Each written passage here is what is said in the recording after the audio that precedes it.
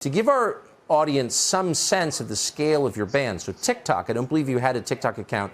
Your videos were shared by others on TikTok, and they were one of the most widely viewed categories on TikTok, Andrew Tate videos.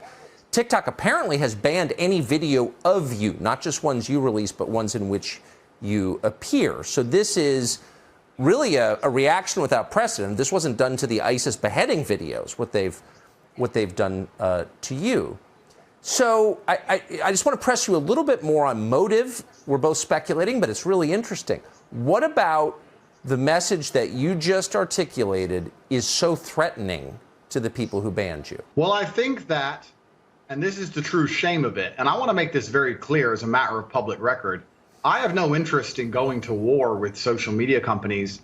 I had no interest in trying to convert large swaths of the population to one political party or another. I had no interest in that.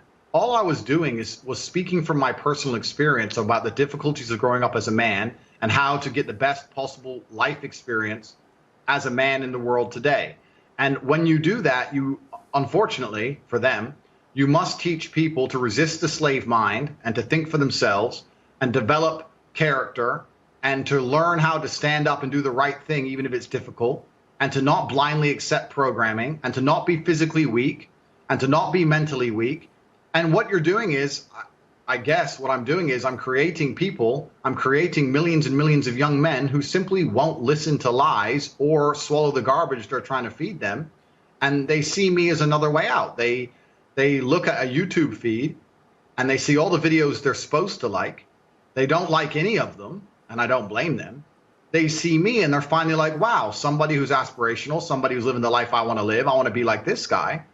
And they saw that as a threat. I made it very difficult for them to program the young men of the generation with whatever they want to program them with. And for that reason, they decided I was too dangerous to exist and I must be annihilated. If they truly cared about men's mental health, then they would have come to me and said, Andrew Tate, you have huge influence over a large percentage of the population.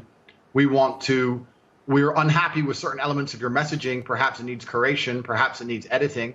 But we understand that you are so respected and so many men look up to you, we can't possibly just delete you from the internet. That's bad for men's mental health as a whole. You're championing issues which a lot of men struggle with. If they were worried about women, they could have approached me with the same rhetoric. Instead, they just decided, no, let's completely annihilate him.